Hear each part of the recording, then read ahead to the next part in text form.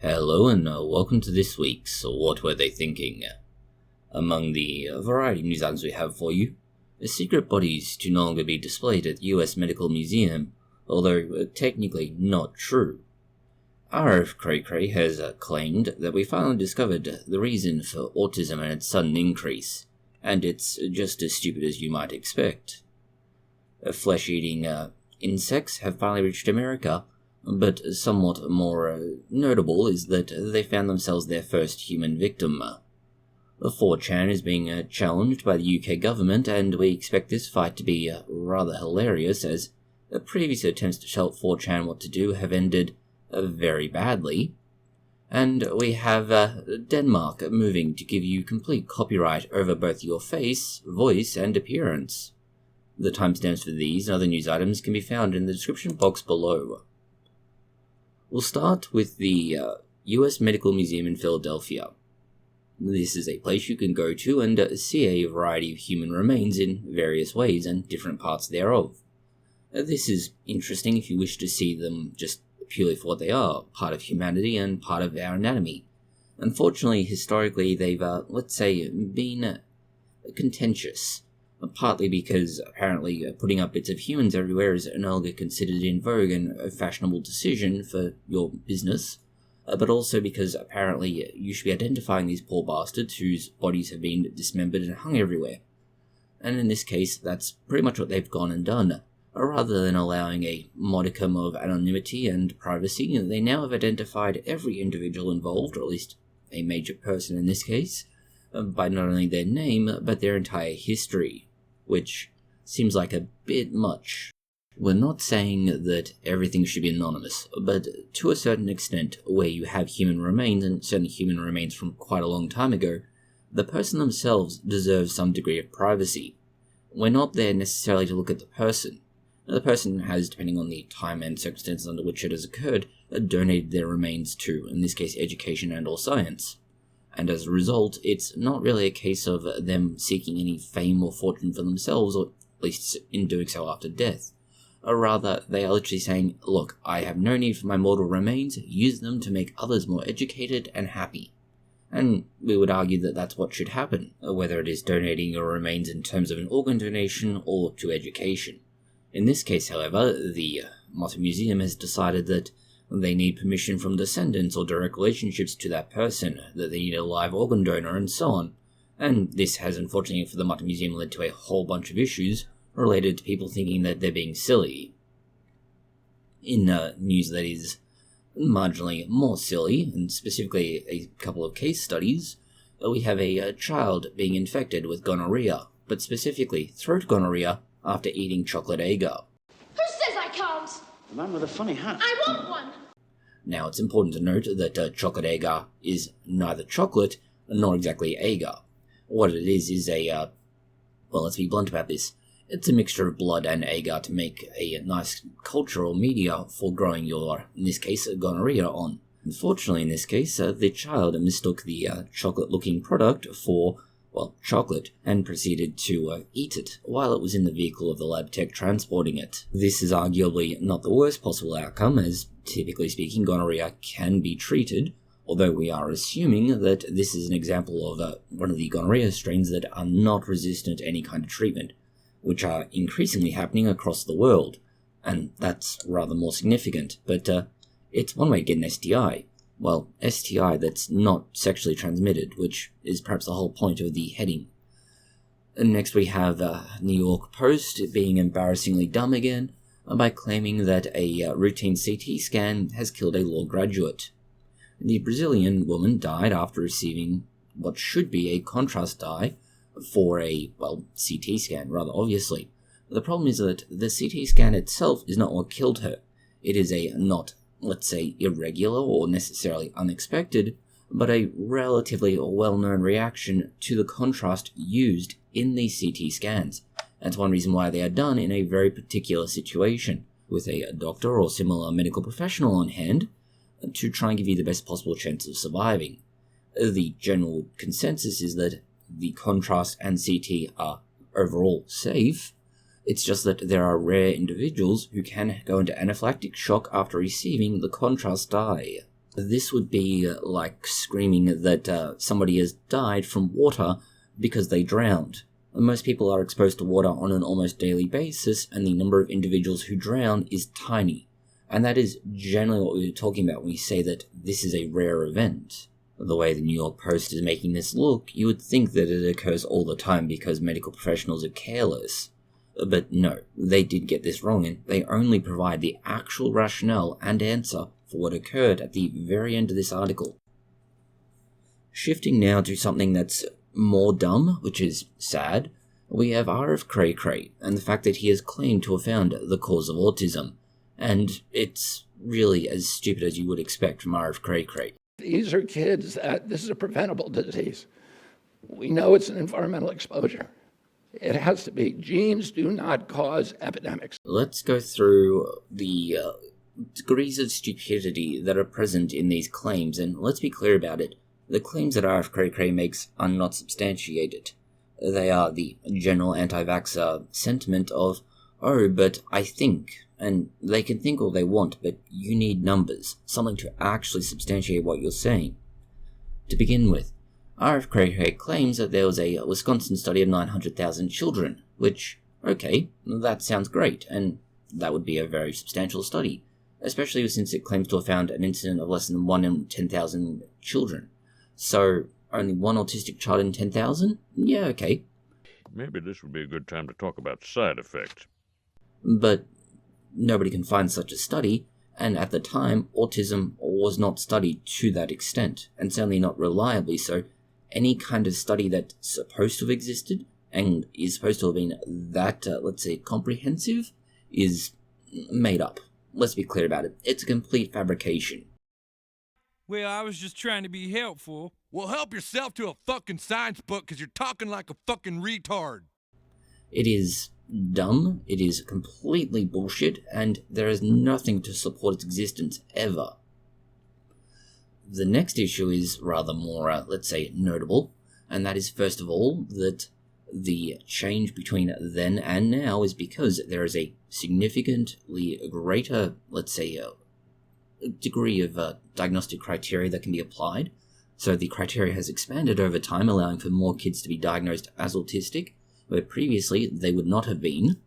The ability to be tested for and diagnosed with autism is much greater because facilities, resources, staff, etc. are more readily available, and being autistic is no longer something where the family will feel shamed and send you off to live in some sort of asylum or similar institute and tell any friends, family, and strangers, oh no, they're just off experiencing a nice relaxing holiday or vacation to recover from whatever's going on.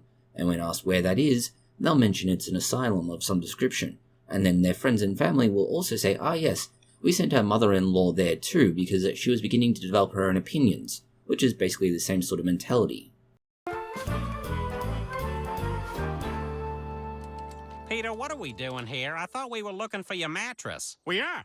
This is a 1950s insane asylum. They use old mattresses to pad the walls of the cells. May I help you? Yes, 1950s, doctor. Me and my friends are looking for... You're friends with a Negro and a cripple? This man is insane. Take him away. Unfortunately, this is why it is a terrible, terrible idea to rely on old data like that.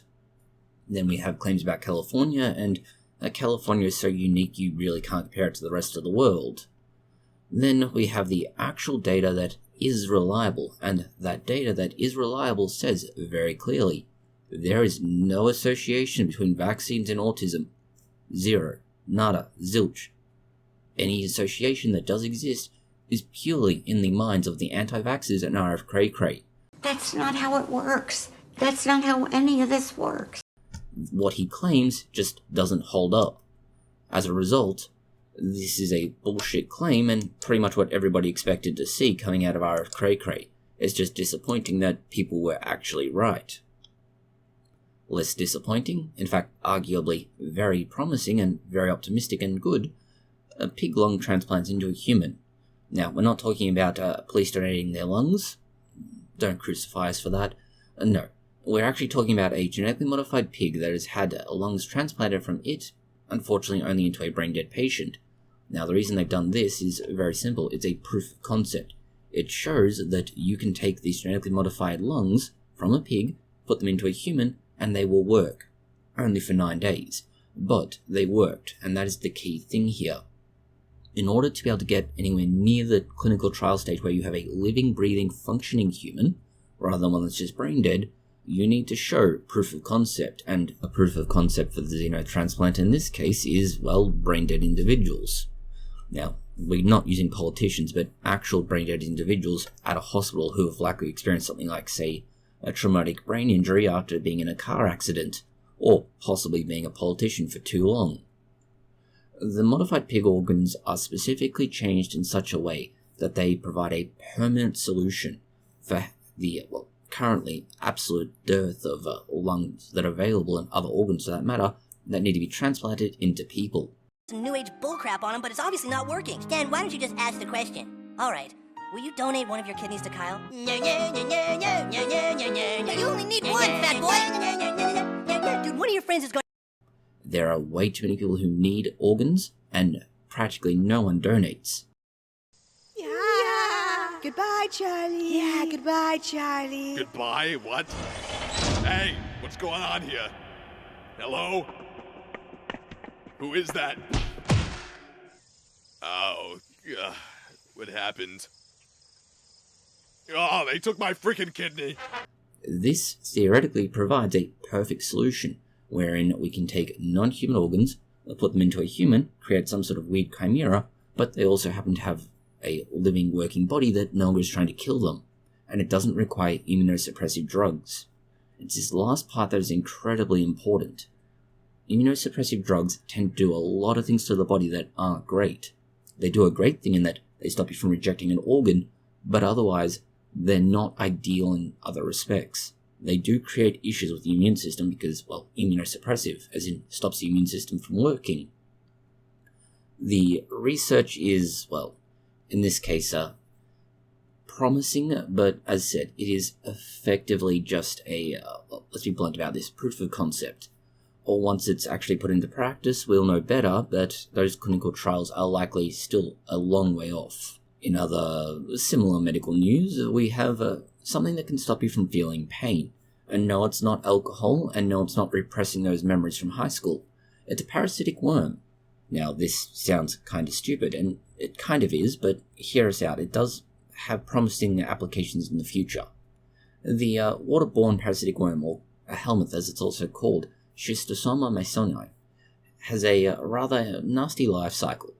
What happens is you get its larvae penetrating the skin of the host, and then crawls inside into the warmer, moist parts of the body, where it grows and then it starts to reproduce inside this nice, hospitable environment. That hospitable environment, well, depending on where exactly it's colonized, it can be very unwanted. The problem is, you may not notice the presence, let's call it, of this particular organism, as it has the ability to suppress your sensation of pain.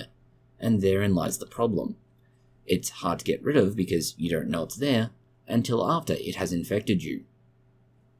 What is promising about this is that it could provide a pathway into developing new pain relief medication. It could be the operative word there. There's a very, very long road between where we've discovered this thing and actually putting it into practice. And just clinical trials alone can take 10 years or more. So the fact we've discovered this thing means that nothing may happen for another 25 or even possibly 50 years. The helminth in question blocks what is called the TRPV1+ activation. It's a small molecule that blocks this, and that small molecule could be a very effective, let's say, alternative to opioids, although then again, opioids are generally more fun, depending on how many people are taking them and how they react, because watching people on them is funny. Not for the people who are on them, because, well, they're in pain and they're embarrassing themselves, but for those who are watching it and aren't on opioids, it's hilarious. The animal rights activists, however, may get slightly put out by this research, as it did involve giving groups of mice the parasite, and keeping others free of the parasite, as you do require a control, and looking to see what happens. The blinded experiment showed that, yes, the mice did not respond to the pain stimuli anywhere near as readily when they were infected with the parasite, but then again, they are rodents, and the ability to translate this to humans is not always so great. In something that has definitely translated to humans, and terrifyingly so, we have flesh-eating parasites. And not the good kind of flesh-eating parasite, for example, fly maggots, which are used to clean up wounds. No, we are talking here about actually dangerous flesh-eating parasitic organisms. It's the screwworm, and the screwworm fly has, a larvae that it, lays on its unsuspecting host, and they only remain unsuspecting for a short time as the screwworm larvae begin to eat you alive, turning your body into what is described as Swiss cheese. The terrifying thing here is that it's infected a human for the first time, the woman from Texas, and, they are recovered, but they're likely to have very strong feelings about any and every flying thing they see from now on. What happens is exactly what you would expect. The screwworm lays its eggs, or in this case, maggots, on a open wound or around anywhere they think they can get access to the body. And the young screwworm then begins eating, and not just eating what's immediately available, but digging deeper and ever more greedily, until they get to a point where you basically find that you don't want them to be there. Digging too deep too greedily wakes up something very bad, or in this case, permanently puts you to sleep. A swarm of these parasites can easily consume, or at least kill, a full-grown cow in about a week. America has been going to great lengths to try and stop this from happening, and what they did was fairly straightforward. They created a semi-barrier of sorts in the Panama region. They continuously disseminate genetically modified screwworms that are sterile, preventing them from spreading. They obviously spray the area to try and kill them off, and a variety of other things that are meant to act as a barrier to them traveling through into America proper. And, Central America has been partially free, or at least controlled, enough so that they can be declared eradicated, but above and beyond that, things have been going well. Below that point, things have been going very badly. In fact, the disease is present and arguably very, very much so prevalent. And now we're knowing that the Panama blockade has failed, or at least there's some sort of hole in it that they need to patch, and not a hole from necessarily the screwworm, but certainly that's what's happening.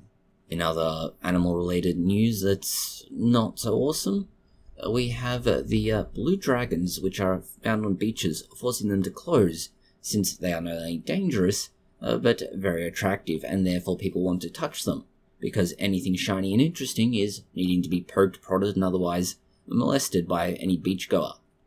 The small creatures are only about 3 centimeters, or roughly 1.5 inches long, and, the short thing is, don't touch them. They can cause you considerable amounts of pain, because they are venomous. Now, typically speaking, they're intended to, deal with relatively large and difficult creatures, like the Portuguese man-o'-war.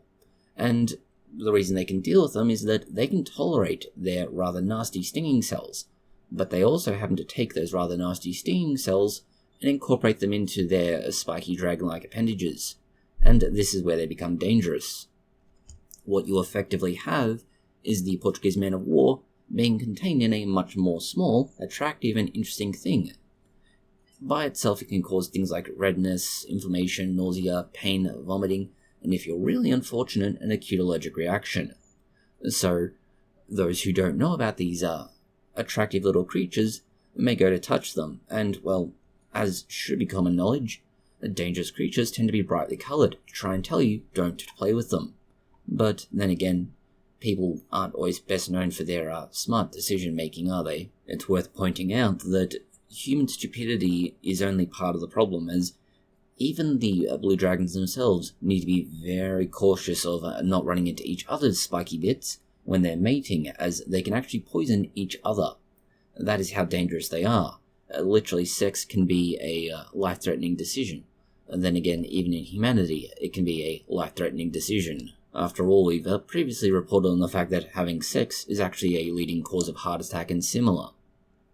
In other bizarre-looking animal news, we have rabbits in the USA who are growing horns, or as they're also described, tentacles.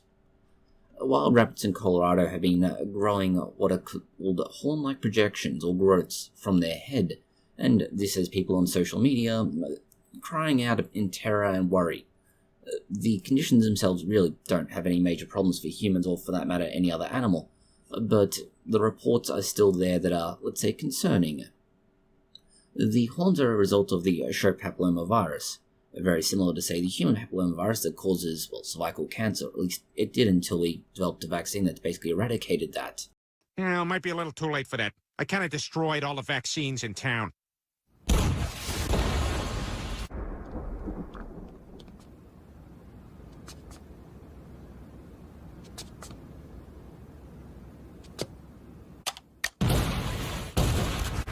All right, what else did I have to do today?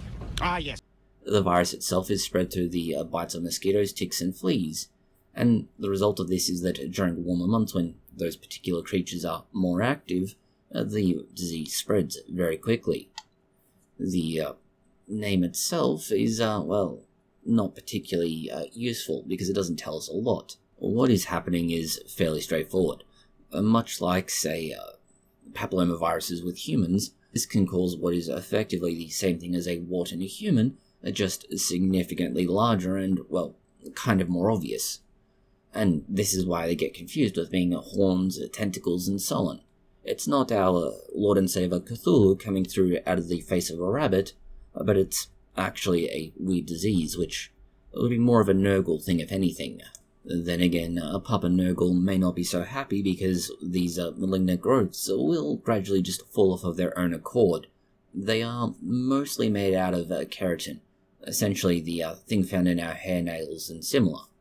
Shifting now to what could be described as farming and particularly food-related news, we'll start with the idea that Texas is in a sort of protectionist state and trying to block the sale of lab-grown meat, which could be a challenge for them. First of all, there's only a single place in Texas in its entirety that was using lab-grown meat, and that is a single restaurant. There are no stores, there's no other sourcing of it, it's literally just a single place. And that one restaurant, it was selling salmon, at least salmon-type products, and not cattle, which, well, Texas was trying to protect its cattle industry, which is a problem because that's not what they were having to deal with at the time, and yeah. Hi, Jerome. How you feeling? Better, thanks. Though I still can't see green. What do we have today? You tell us. If they catch you, they're gonna fire you. And if they fire you, well, you won't be here anymore. I know. But if I stop, I feel like I'll be giving up a piece of my soul. Besides, when this company eliminates cows, those creamers are gonna be worth a fortune. It tastes familiar. Beef? No. Chicken? We'll take chicken. What does it taste like? Despair? Is it possible it just needs salt? The challenge here is going to be threefold for Texas. First of all, the law is going to affect interstate economy, which does mean that it's a federal issue. The federal courts may step in and tell Texas that its law is not allowable. The second issue is that, well, it doesn't actually target anything that's currently in their state for the most part, other than that one restaurant. And given that there is just one restaurant, they may have a case to be made that they're being discriminated against. And of course, the fact that the lab-grown meat alternatives are not necessarily increasing in popularity, but certainly becoming increasingly viable. As we mentioned, Texas chose this because they're concerned about their meat industry, which, well, yes, okay, that's fine, but just trying to ban the alternative isn't going to work because it won't help in the long term. You'll basically have a decreasing market share from people buying lab-grown meat instead of cattle-derived or animal-derived meat, and this means you won't have anything in the end anyway. It's just going to delay the inevitable. The other issue here is that there's no reason to ban meat grown in a lab. It is, for all intents and purposes, exactly the same product, it's just grown in, well, a test tube, flask, a giant vat, a bioreactor, whatever it happens to be. Not in a cow, which does remove some of the ethical concerns. It raises others again, but, well, we have to pick and choose which of these is the more, let's say, ethical route option. And so, right now, Texas is basically doing a dumb. In similar news, we have what was an interesting article that was, let's say, referred to us, made aware of via X. And it's that if you give a cow a name, it produces 258 more liters of milk per lactation than those that don't have a name. Now, this sounds great. After all, it looks like a fairly significant, let's call it improvement. The problem with this is threefold. First of all, this graph starts at 7,400, not 0.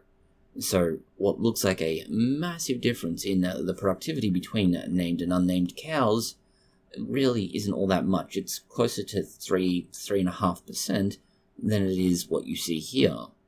The second reason is that Oh! Oh! Oh, yes! Yes! Oh! well, if you have a dairy farm small enough to be able to remember the names of your cows, you are probably not contributing significantly to the dairy industry as a whole. Most people have a fairly limited ability to remember the names of anybody that they deal with on a regular basis.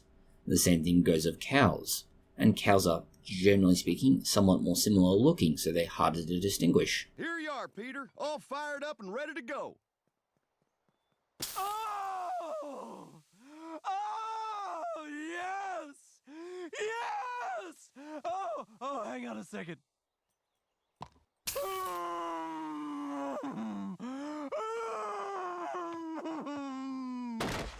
Man, Texas is great. You could, of course, just give them very simple names, 1, 2, 3, 4, or A, B, C, D, and so on, and this would theoretically work just as well, but the point is the same. That's not really worth the effort you're putting in for a few extra 100 liters per lactation cycle, and understand that is a cycle which can be several weeks to months long, and not per a single, let's say, milking session, which would be a notable improvement. The other issue we have is that most of what this research is relying on is self-reported data.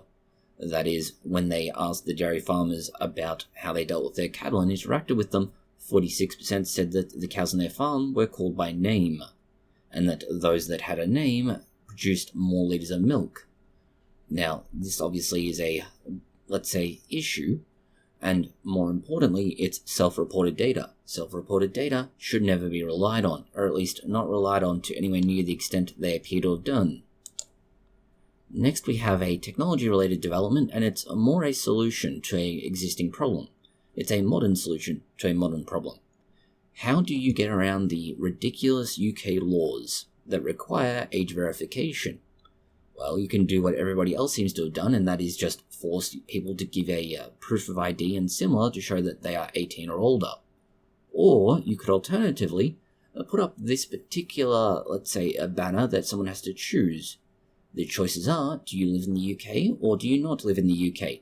If you don't live in the UK, they don't have to take any kind of proof of age from you.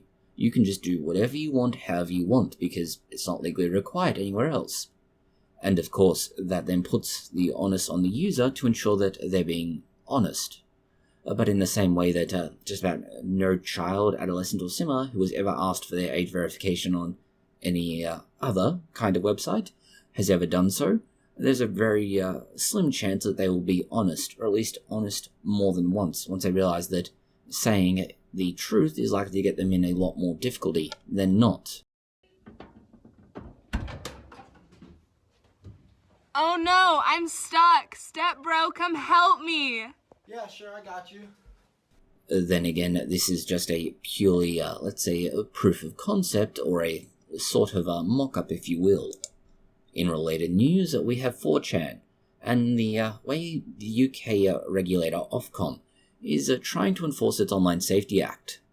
Now, this is not the first time that 4chan, and for that matter other online platforms, services, what do we call 4chan exactly?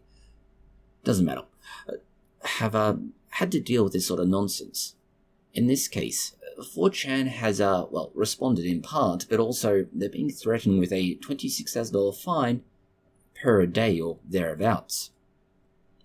The penalties are applied daily, and they're £20,000, so roughly $26,000 US. And 4chan has responded very simply and very directly. Their lawyers have said, "We are not a UK-based company.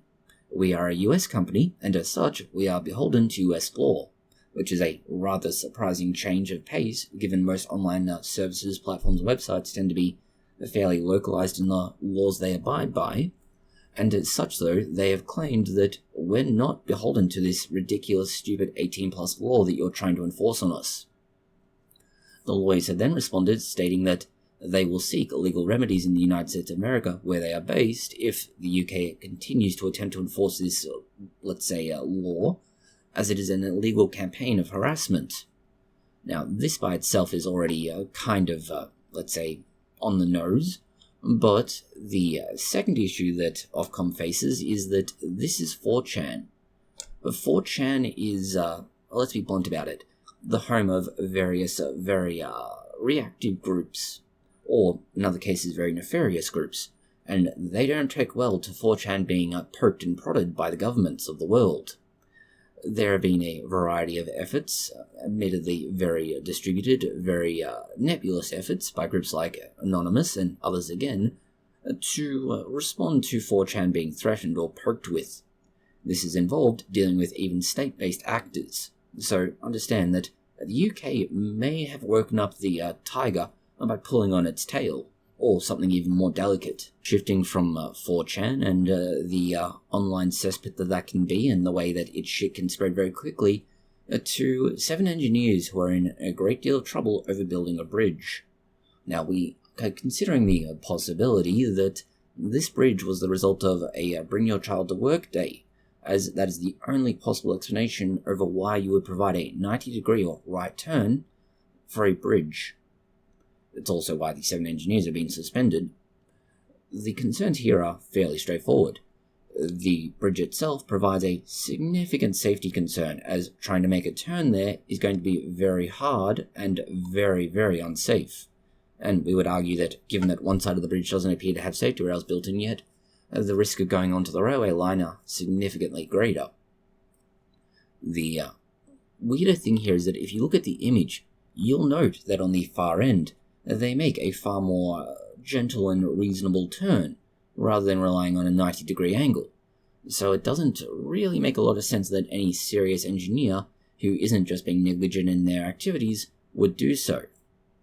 The other issue here is, why did the construction company responsible for the construction of this, rather obviously, follow the guide or instructions, design, or whatever you wish to call it, as it is written? You would think that somebody would look at this and go, "Seriously, you want a right-angle turn on a bridge?" And they would contact the engineers and say, no, we've made a mistake, we need to fix that.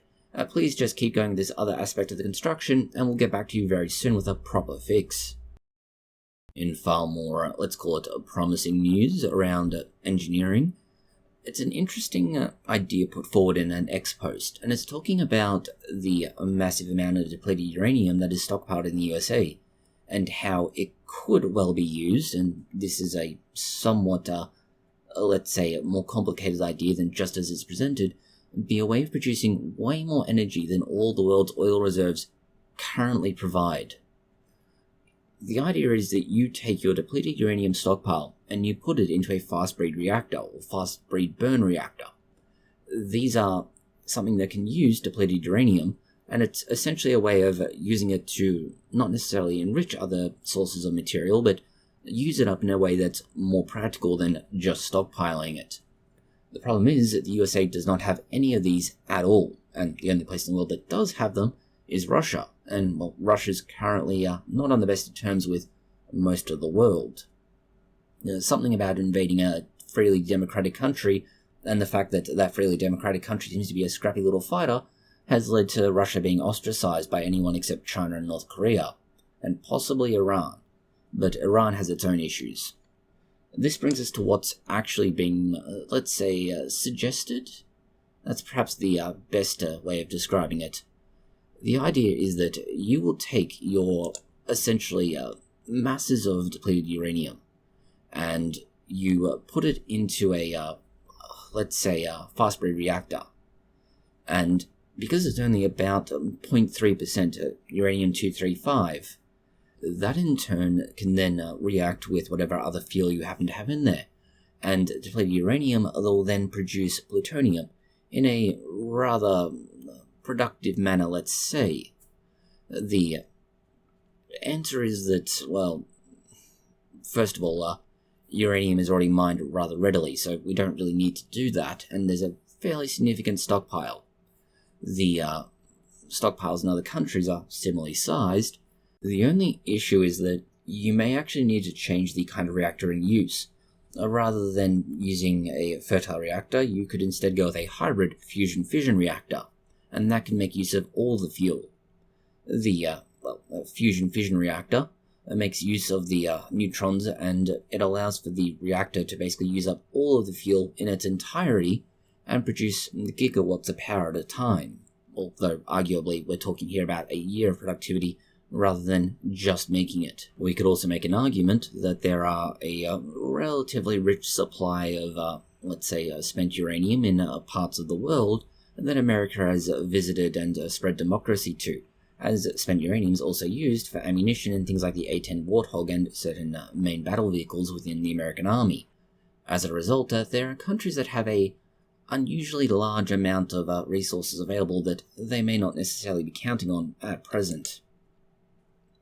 Moving now to purely academic news, that we have claims that gender differences in submission behavior can create disparities in publication by gender.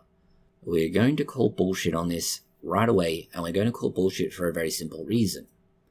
The article's abstract begins with the argument that women are particularly underrepresented as leading authors of papers in journals of the highest impact factor. We would argue in response that, generally speaking, within STEM, science, technology, engineering, maths, women are overall underrepresented, and that's not really underrepresented as they just make up a smaller percentage of the population that do so. The same way males make up a significantly smaller percentage of nurses, childcare, teachers, and so on. Because of this, you would inherently see a small representation of leading authors by women or as women within journals. It is a simple numbers game. There are more males than there are females. As a result, you don't approve. Well, too bad. We're in this for the species, boys and girls. It's simple numbers. They have more. You get fewer first female authors. As the authors note in their own analyses, there is no significant difference in how males and females rate their own work. It's just that males tend to submit to more high-impact journals more frequently than females, which speaks to a very different issue than just women aren't represented enough in the research community.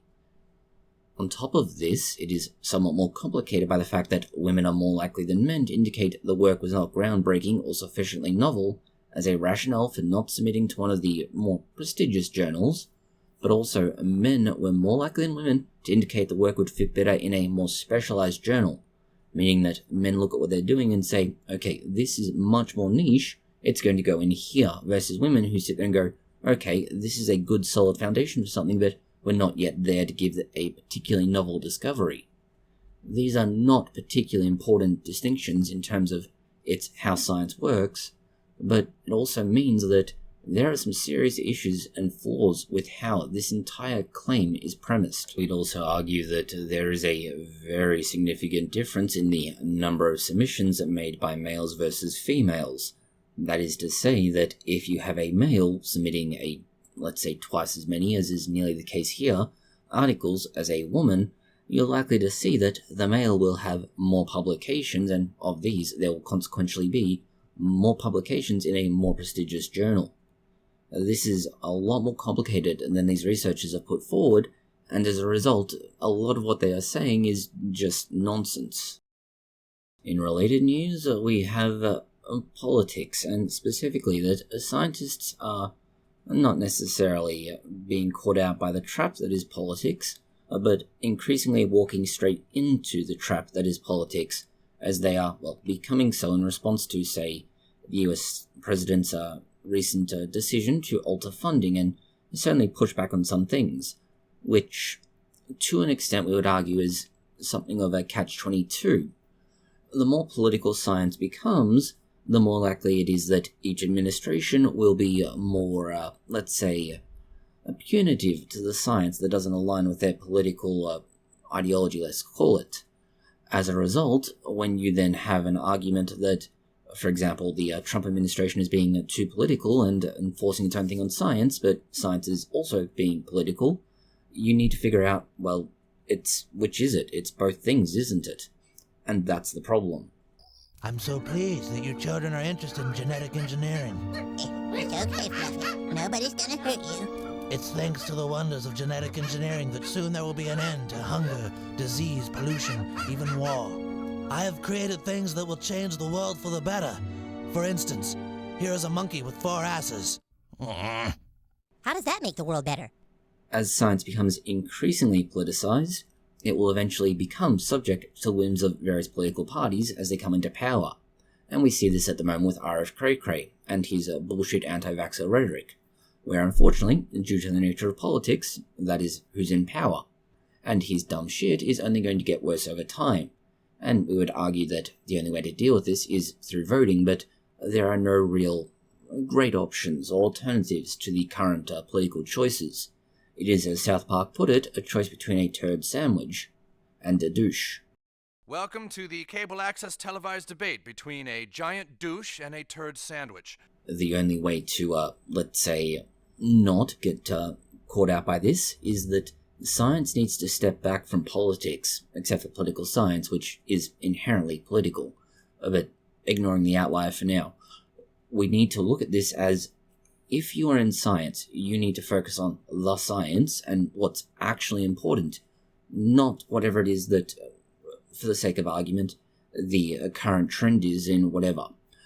The exact substance doesn't matter, so long as science is staying out of politics. It needs to work on facts, figures, and data, not on whatever the current administration or whatever your particular belief in politics makes you want to do. The final news item we have for you is going all the way to Denmark, where Denmark has legally enshrined your copyright of things like your face, voice, and body, at least the appearance of your body, into copyright law, ensuring that you have complete control over what is done with it. Now, this doesn't sound all that important, and technically it's not. Strictly speaking, copyright should already exist on your body, face, voice, etc. But what's important here is that by enshrining this in a very clear-cut law, it allows for the prevention of things like deepfakes, AI-edited videos of you, and so on. The importance of this is that it means you can no longer, as they put it, non-consensually, create altered content. The benefit of this, to an extent, is that more fundamental everyday deepfakes will, let's say, to put this politely, don't really do much harm. They're more like stupid shenanigans. But there have been examples wherein people have been put into very compromising content, let's call it, that has been less than decent, to be nice about this, and certainly to try and adhere to the YouTube overlord's rules and arbitrary decision-making. And because of this, the relatively adult nature of that content has led to people being incorrectly believed to be involved in things that they weren't otherwise involved in. Oh no, I'm stuck. Step bro, come help me. Yeah, sure, I got you. Now, someone's fetish for a particular, let's say, movie star or actress, or whatever you wish to call them, is one thing, but that should remain firmly in the realms of their mind's imagination, not created via some sort of AI thing that could create a deep fake of them. This is where this new law could be very helpful. The new law would give the option of not just, let's say, enacting some sort of legal remedy, but actually punishing those who do so to some extent. The degree and nature of which is obviously only limited to Denmark, but it would be extremely, let's say, useful as a starting example of how you can stop the spread of some of the insanity, at least for now. There's likely to be some, let's call it, weird case law that gets produced from this. For example, what about derivative works, since copyright does have exceptions, such as fair use, and there are a variety of other similar things that could turn this from being a nice clean law as it is written now into something insane and crazy. That's all the news we have for you this week. Thank you for watching, and if you found it interesting, consider liking, sharing, and subscribing, and please do post any comments, questions, or suggestions you have below.